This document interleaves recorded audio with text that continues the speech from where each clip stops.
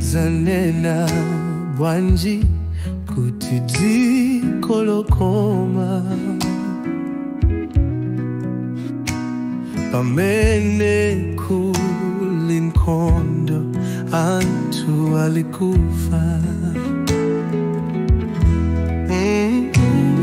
Kuli dziko mwamba kulibe zonsezi.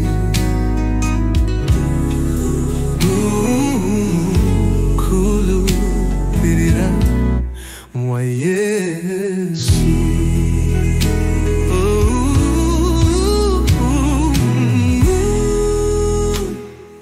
Tendere usalekeka uli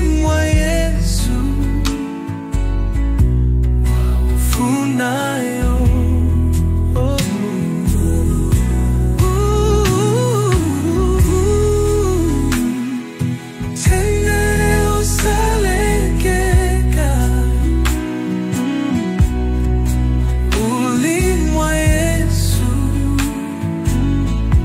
waufunayo.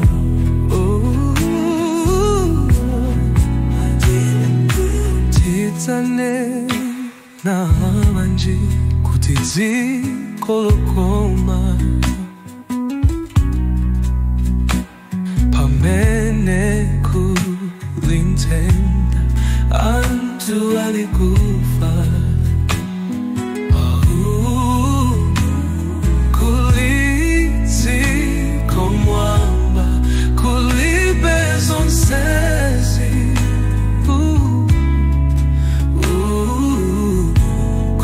Kulubirira mwa Yesu.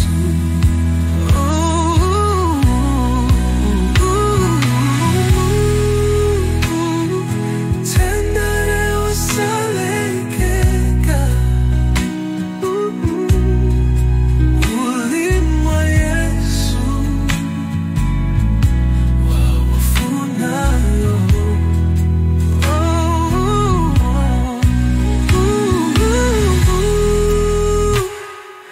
Tendere usalekeka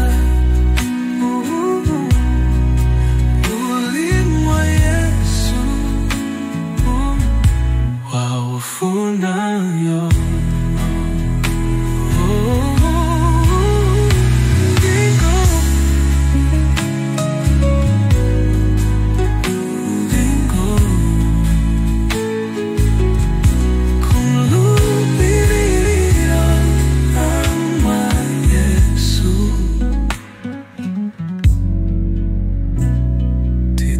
Dzanena bwanji kuti dzikolokoma